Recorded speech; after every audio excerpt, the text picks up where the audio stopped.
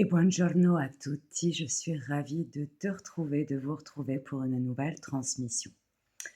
En ce dimanche, je souhaitais, publier le hors-série numéro 2 sur ma thématique du bal des vampires et de, comment, observer, les différentes manières de, s'auto-vampiriser ou, d'être vampirisé par l'extérieur.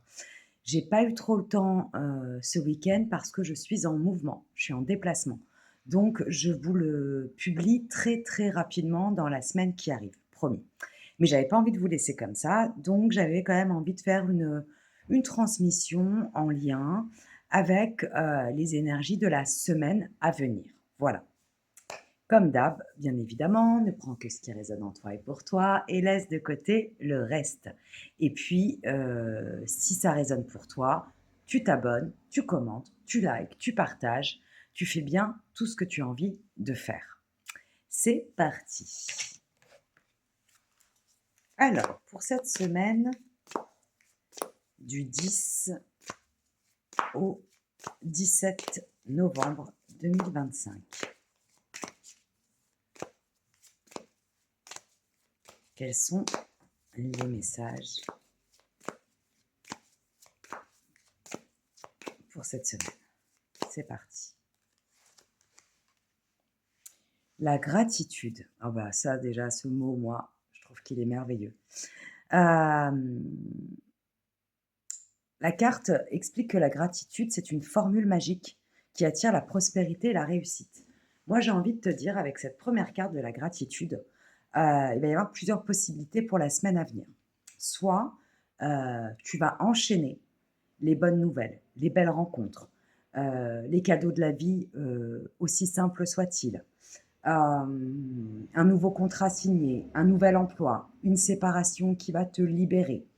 Peu importe ce que tu vas traverser pendant cette semaine, tu vas être en joie et tu vas surtout l'observer. Donc ça, c'est pour, la personne numéro 1, si je puis dire, le cas numéro 1.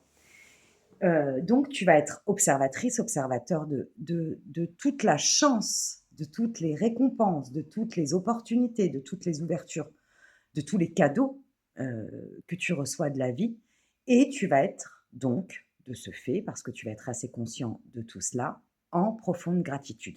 Qu'est-ce qui va se passer? Il va se passer que, tu vas être en gratitude et que la vibration de la gratitude attire bien évidemment de l'abondance et encore de l'abondance. Donc tu vas passer une semaine qui va être si je puis dire, joyeuse, enthousiasmante, surprenante, positive, heu, dynamisante, revitalisante et tu vas être dans un cercle vertueux. Tu vas recevoir, tu vas être en gratitude, tu vas remercier et tu vas continuer à recevoir.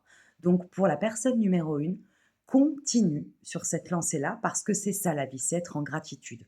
Peu importe ce que tu reçois, peu importe ce que tu ressens, sois en gratitude pour tout ce que la vie t'apporte. Tu respires, tu dors au chaud, tu peux te laver, tu manges à ta faim, rien que ça déjà, c'est la base. Rien que ça, pour rien que ça, nous devrions toutes et tous être en profonde gratitude. Alors le reste, c'est que du plus. Le reste, c'est que du bonus. Le cas numéro 2, la personne numéro 2 à laquelle je m'adresse, pour elle, ça va être peut-être d'être plus dans l'observation cette fois-ci et de développer cette énergie de gratitude. C'est-à-dire que peut-être que tu as tendance à voir le verre à moitié vide. Tu as tendance, sans t'en rendre compte, hein, sans t'en rendre compte, bien évidemment, à te plaindre, je vais pas dire pour rien, mais à être souvent dans la plainte, à être pessimiste, à ne pas être heureuse, heureux pour ce que tu as déjà, dans la matière, dans le moment présent. Toi, tu as peut-être tendance à ne pas observer tous les cadeaux que la vie t'offre au quotidien. Et cette semaine, ton challenge à toi en tout cas, ça va être de faire preuve d'une profonde gratitude. Et tu vas pouvoir toi aussi observer que si tu le fais réellement avec, une vibration bien ancrée, avec un cœur grand ouvert et avec une vraie honnêteté, hein. Là, le game, c'est pas de se dire: «Ah merci, merci, merci pour tout, merci la vie» et de pas le ressentir, hein. c'est ta vibration qui va faire foi. Si tu ancres cette vibration de gratitude, si tu remercies réellement avec le cœur pour tout ce que tu as dans le moment présent, tout va s'ouvrir. Voilà pour le premier message, la première transmission. Qu'y a-t-il d'autre cette semaine? Cette semaine du 10 au 17 novembre. Waouh! Le guide spirituel. Alors là, c'est une carte, c'est un message surtout euh, qui te révèle que tu as toujours une énergie, Dieu, la source, l'univers, les anges, les archanges, les défunts, tes défunts, euh, peu importe sur quoi tu t'ancres, la nature, les enfants, les animaux, euh, les végétaux, les minéraux, etc., etc., tu as toujours un ancrage dans ton quotidien pour demander. Cette carte, ce qu'elle me dit avec le guide spirituel, c'est que tu es accompagné, tu n'es absolument pas seul, même si tu ne le vois pas euh, dans la matière, mais tu es toujours accompagné.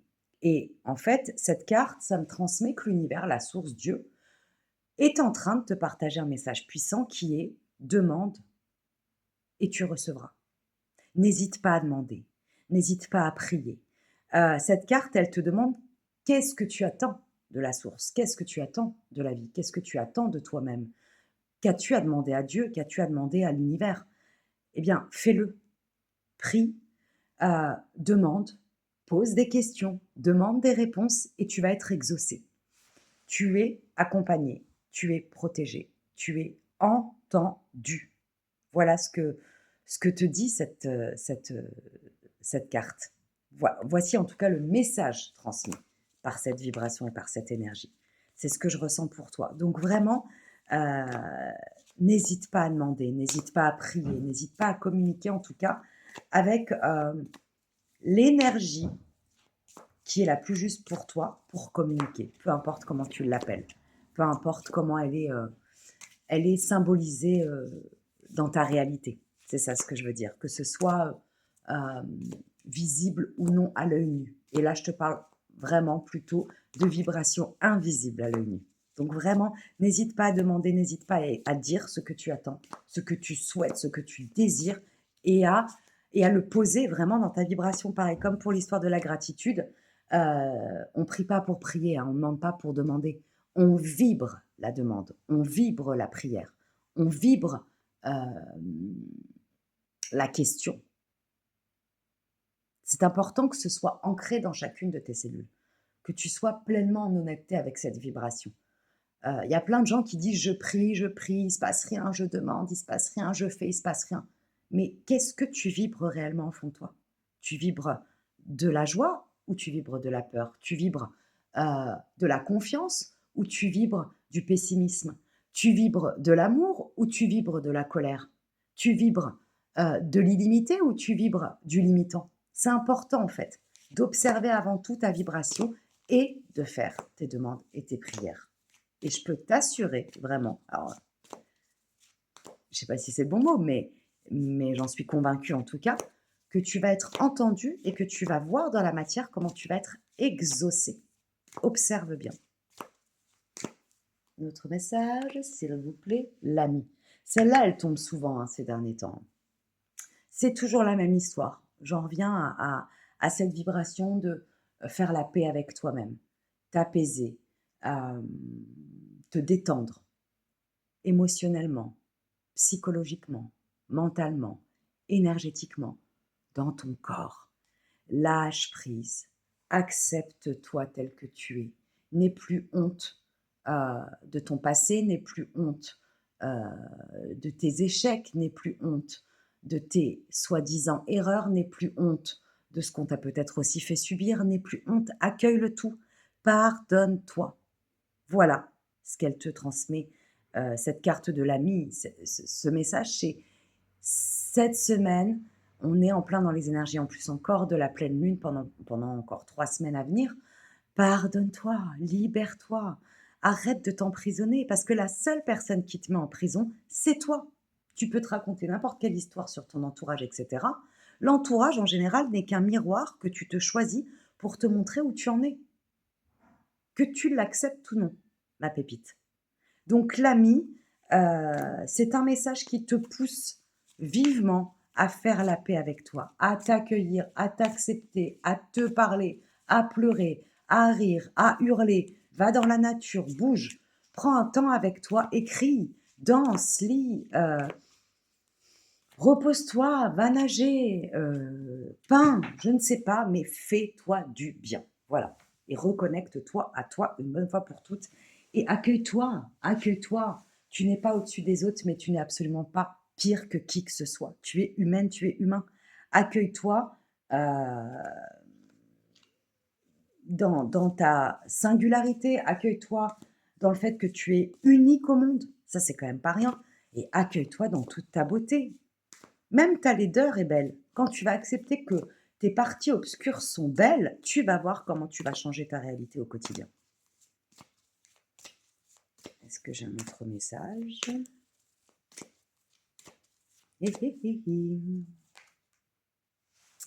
La force d'action. Celle-là aussi, elle est sortie il y a quelques jours. Ouais, on est vraiment dans l'énergie du yang, du masculin, de l'action, de l'élan intérieur. Fais-toi confiance et agis, c'est le bon moment. Si tu te poses la question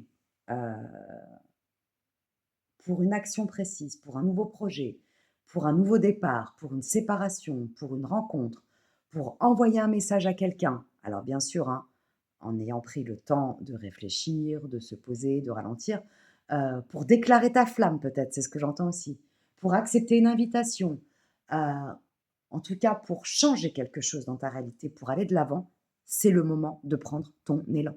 Moi, je te dis, je te donne en tout cas comme message que c'est un grand oui, ma pépite. C'est un grand oui. Et cette carte en plus, elle te dit que tu es dans la bonne direction, que tu vas dans la bonne direction. Il n'y a aucune inquiétude.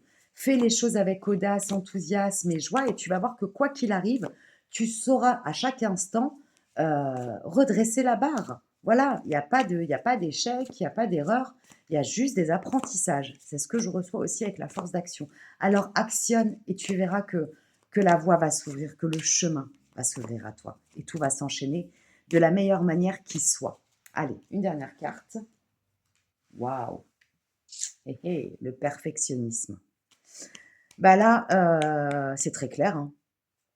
J'ai l'impression que ce qui t'empêche d'actionner parfois, c'est que tu es trop dans le perfectionnisme. C'est-à-dire que ton mental te raconte une histoire qui te pousse à croire qu'il faut que tout soit parfait pour que tu puisses le faire, le dire, le vibrer, l'ancrer, etc., le créer.